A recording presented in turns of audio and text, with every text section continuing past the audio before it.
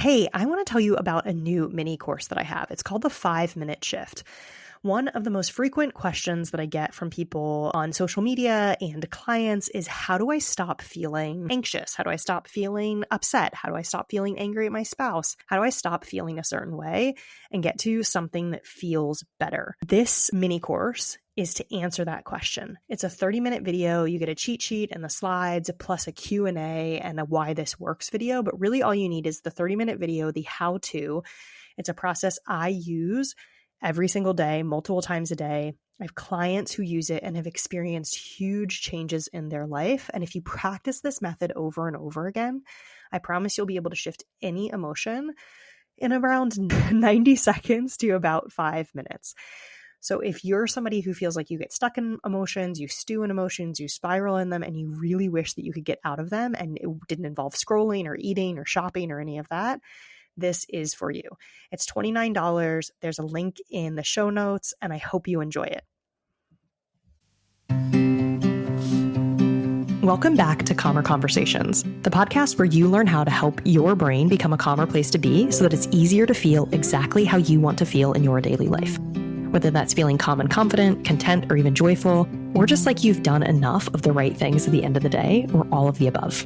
I'm Cecilia Mandrick. I'm a certified life coach, yoga therapist, and founder of the Calm Brain Academy. If you're ready to shift the patterns of self-sabotage, procrastination, daily overwhelm, people-pleasing, and perfectionism, you're in the right place. Not only is it possible to change the conversation between your brain and your body, when you do, you'll change your life in the process. And you're one step closer just by joining me today. Ready? Let's dive in. Hey, and welcome to Calmer Conversations. I'm Cecilia, your host, and today I want to talk about a few takeaways that I have from the college football season.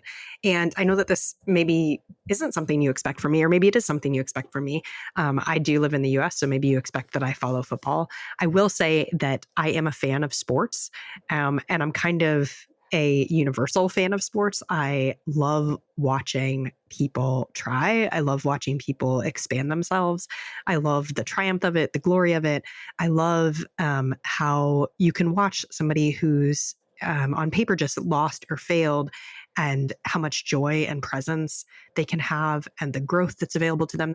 So I love sports, and I had the benefit of watching sports as a kid with my mother. And my mother is, I think, one of the most beautiful sports fans because she also just loves sports. And she, at least in my eyes, and maybe this isn't true, so she might be able to correct me, but I see her cheering for whoever has the ball, or whoever is taking a swing with a club in golf, or whoever is kind of like competing in that moment. She is cheering for them. And it's such a beautiful way to watch sports, because you're always cheering for everybody, and you're kind of just for humanity and for the kind of game itself. And so because of this, I've watched sports all over the world in different places. I've watched all different kinds of sports, and I think they're all amazing and fun. I have not watched college football regularly since 2011, which is when I lived in Texas. And then I followed UT kind of loosely because a lot of people around me did. I followed the Texans, which I know is a professional team because I lived in Houston. But generally, I'm a little bit like my mom, that I cheer for everybody. This year, we are living with my in-laws. Actually, we've been living with them since August, and they're big Penn State fans. And so I've been following college football for the first time in over a decade, and it's been really amazing and fun to watch them. And I'm recording this the week that Ohio State won the national championship. And again, as a fan of sports in general, I got to cheer for whoever was playing, even though Penn State didn't make it to the national championship. So I want to share some of my takeaways from watching this, and that I've kind of incorporated into my life, or I don't know, I use in my coaching. So the first one is, failure is only failure when you call it failure. So this comes up so often, both for myself and my clients. It comes up in life for almost all of us. And it's that our brains don't really care if we fail, right? When I watch my kids, they don't understand when they mess something up, they don't call it a failure in their brain, right? For them, it's part of the learning process. And so we as humans, are really only afraid of the shame, the embarrassment, the pain that happens when we make a mistake or quote unquote fail. And we talk to ourselves in that way. So, really, failure is something that is that we create in our brain, right? We get to call something a failure, or a area for growth, or a learning opportunity, or a place for feedback. And I know, for instance, as a kid taking tests, when I didn't get very high marks, I considered it a failure. And that's because I learned that anything less than perfect was a failure. And actually, what is a more powerful way, and how I see it now, is if I took a test and there's something that I got wrong, it's actually just feedback, and it's telling me that's an area that I need to work on, right? If I host a workshop and it doesn't really resonate with people, that doesn't mean that I'm wrong or that I failed. It means that I kind of need to work on how I frame it or how I communicate it, because then it makes it more accessible for people, or it pushes me to explain what I mean, to use the concepts in a different way. And so watching, for instance, plays in football and watching them adjust, for instance, watching like offensive coordinators and then the players get to know the team they're playing and shift and change from like play to play or quarter to quarter was so neat to see. Because when they, for instance, didn't hold the line, and I will just say that I'm not an expert in football, so I'm probably going to speak very incorrectly in this episode, and please just give me a little bit of grace. But for instance, when the offensive line wasn't able to hold the line, they're learning, right? They're learning about the defense. And you could call it a failure. And if their brains got into the failure mentality, then they wouldn't be able to adjust. But they're learning and adjusting on the fly. And I think that's so beautiful. And you actually get a chance, instead of condemning yourself, you can see possibility when you fail, when you get feedback from the world around you. You get to choose how you interpret it. And your perspective and how you interpret it is everything. Okay, so failure is only failure when you call it that. And it's really only failure when you shame yourself or beat yourself up for it. Okay, the second takeaway: you don't actually know if something is good or bad for you in the moment. This is so hard for part of our brain to get its head around, right? To kind of like really understand. But in the moment, something can seem bad, but ultimately it is good for us. And this came up a lot with the Ohio State players and the coach, Coach Ryan Day. After the game, they were talking about their season and they were talking about this game specifically. And almost every single one of them that I saw, because I'm sure there were more interviews than what I saw, mentioned their loss to Michigan as a pivotal point in their season and a point where they came together. Now, most people would say from the outside that losing a game is a bad thing, right? That it's bad, that it's not good, that that's actually like detrimental to them in general. And kind of like number one, when we take ourselves away from judging something in the moment, when you don't say this is good or bad, I don't actually know how this is going to end up, I don't actually know how this is going to play out, then suddenly we open ourselves up to something becoming good, to using something for our own advantage, for our own growth, for our own advancement, even if it might not necessarily look like that. So these players all mentioned that this loss to Michigan really showed them, it helped them come together. It helped them understand what they were capable of when they were in the present moment, when they allowed their themselves to learn and grow. And it really drove most of them to end their season, to wrap up their season in a different way than somebody might have guessed when they lost to Michigan, who I don't think they were an unranked team at the time, but they definitely weren't ranked as high as Ohio State. So you don't actually know in the moment if something is good or bad. You don't know how it's going to play out, and you can call it good or you can call it bad, but that changes how you see something. So asking yourself, not gaslighting yourself, not going into toxic positivity, but really asking yourself, how could this be for me? Or could this be for me? Or even, I'm open to this being for me. So the Ohio State team, for instance, saying, I'm open to this being for me. And if you want to take it down to a smaller level, for instance, again, I don't know if this is correct, but the offensive line, for instance, not holding the line and letting, for instance, defensive players get to the quarterback or rush him or whatever, they are learning in that moment, and they can call that bad that happened, or they can say, this is a learning opportunity, right? So it's kind of framing it in your head and using it for you without lying to yourself or going into that toxic positivity place, that's not what I'm saying. Okay. Takeaway number 3, the challenge is part of the fun. The challenge is part of the fun, right? The people who are playing sports in that game, in almost everything, they're pushing themselves, right? They're showing up day after day to see if they can change, if they can improve, if they can make their pitch go 1 mile an hour faster, if they can, if they can, I don't know, volley in tennis just a little bit longer, if they can place the ball a little bit better. They're seeing if they can hold that offensive line just for one more second, right? They are trying to see, they're on their edge. And they're on their edge not because it's easy or because they know they're going to get it right every time, but they're on their edge because they know that's where they're growing and that's where they're expanding. And this kind of plays into everyone with perfectionism, definitely was me at some point. When we are trying to be perfect or really good at things, or we're trying to just be in ease and comfort, we don't actually grow. We don't actually become the person that we could be or we want to be, right? And challenge, when you stop making failure something bad, is actually kind of a fun thing. We actually like challenge.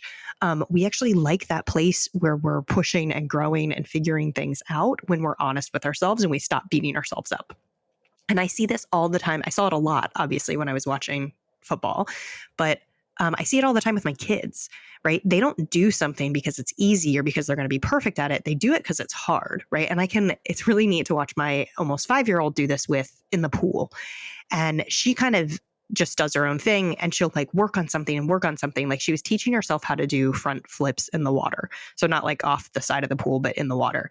And nobody told her that this was the thing that you could do or that she should be doing it. But it was something that for some reason she decided she wanted to be able to do.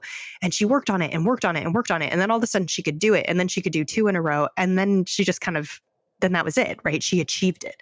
And she practiced for so long, not because it was easy, but because it was a challenge for her to figure out.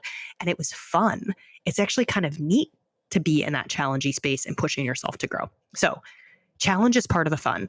And if you're somebody who routinely steps away from things because they feel hard or because you're scared, this is where your brain is trying to keep you safe. That's okay, but recognizing what it's doing and then asking, why would I do the hard thing? Why would I start to meet myself in this new place? And I'm not saying that you need to like continually be pushing yourself or like finding your edge, but really asking, why would I want to do something that feels kind of hard? What is in it for me? And might I get out of it? Okay, number 4, being in the present moment is where it's all happening. And obviously these things are all connected, right? You know, like I was saying, when you don't know if something is good or bad, you can kind of let it go. You can surrender and you can be in the moment. It was so amazing to watch what happened when the players were clearly very present in the moment. And they made incredible plays. They made kind of magical things happen. And the only way you can do that is by letting go of the past failures or the past stories that your brain is telling you, or the fear, I might mess this up or I might get this wrong, and letting go. Well, I guess that's like the future one, the anxiety, I might mess it up, or I've messed it up in the past, right? Those 2 different things. And you're just saying, all I need to do is be here right now. All I need to do is whatever your position on the field is, right? And then you can do these unbelievable, like amazing things, right? These defensive interceptions where somebody like jumps at just the right moment, kind of probably obscenely high in the air and grabs a ball, right? Watching somebody have a takeaway from the quarterback, watching somebody running back kind of like find the hole and move through it. It's just so, and maybe this is why I love sports too, because when you're in the moment, you get to see things differently. Time slows down, and really it's impressive to see how much perhaps meditation and how much presence all of these players have. And I think it is outstanding, and we can all take that away and saying, okay, if we come into the present moment, what can we do? And that doesn't even need to be doing something amazing physically, right? It's like, when I come into the present moment with my kid, what kind of connection is possible? When I'm not making their behavior mean something, when I'm not making myself a terrible parent, when I'm not judging them and what's happening is good or bad, how can I be with them in that moment? So when you're in the present moment, it's so much easier to feel calm, to feel confident, to have that kind of grounded sense of being, because you're not going into the worrying and the anxiety. You're not moving back and forth between the future and the past and losing yourself in the middle there. Okay, And then the last takeaway that I had, and it made me tear up, honestly. I was watching, so I got really into this, by the way. I was really into college football this year. So I'm in this for you, right? So Ryan Day, in the interview that I saw after the game, he's the head coach for Ohio State. And he said that this is why I got into coaching, to help people's dreams come true, to help these kids grow, to help them become the person, the player that they're meant to be. And honestly, that's why I do what I do, right? I've been thinking a lot this month about who I am as a coach and what I want to bring into the world and the impact that I want to have. And I'm here for you. I'm here to help you figure out how to work with your brain so that you can have a deeply meaningful and fulfilling life. I'm here because I know that feeling calm in your brain, that feeling present in your life, that feeling confident in your life is entirely possible for you. You just have to work with your brain a little bit different. You just have to have slightly different neural pathways and a slightly different nervous system state. And there are tools that are available for you to do this, right? And they're not quick fixes. They're not things that are going to work in a week or a day, but they are things that if you come back to them time and time again, I know that they will make huge differences in your life. So I'm telling you, I'm here for you. I want you to be able to, I want you to have a life that you're excited to live. And that doesn't mean it needs to look any certain way. You don't need to get into professional sports. I likely never will. You don't need to save the world in some big way, become a major political figure or anything like that.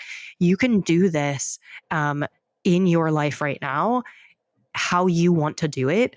And I actually think that that's the most important thing, right? To live your life. But I want to give you the tools to courageously do that, to show up with love for yourself every day, to act with wisdom within your life. So those are my takeaways from watching college football this year. You can obviously tell that I'm kind of excited about it in general. I think it's been really fun, honestly, to watch it. I love sports. I love the magic. I love watching people try. I just think it's so cool. I think you can see the hours that these people have put into this work, and we don't necessarily appreciate that. We see them perform, but the dreams of these people, the work that they've put in, and how they can bring that to the table in a game is just, it blows my mind. It's so inspiring to me. I have a guided meditation for you. So I start all of my sessions in the exact same way, with grounding. And it's to bring people into the present moment. It's to help bring awareness to your body and your thoughts and your emotions. And people keep asking me to record it separately so that they can use it. So I've done that for all of my clients, but I'm giving it to you for free. So there's a link that you can grab in the show notes. It's totally free. You can use it. You can download it as many times as you want to. I use it, actually. I use my own meditations. I use it very frequently. So I'm including that for you, so you can start living this life. And then really, if you want to do this, come join the Life Lab. If you like what I talk about on here, if you like my approach, if you like my style of learning and being, please come to the Life Lab. Give yourself the next 12 months to change your own world, to blow your own mind. I promise that if you come join me, even if you show up incredibly inconsistently, you will make major changes in your life. Okay. Those are my takeaways from the college football season. If you watched it, I'd love to hear yours. If you have questions that you'd like me to answer on the podcast, make sure you reach out. I'd love to hear from you, hear how you're implementing this work in your life. I love you so much, and I will see you next time. Thanks for tuning into this episode of Calmer Conversations. Take what you learned today and use it in your life. Even if it feels a little awkward or clumsy at first, remember these are practices and that real change comes from implementation. Then send me a message over on Instagram or TikTok and let me know what worked or didn't work. If you want to dig deeper into something from today's episode, all of the resources can be found at the link below in the show notes.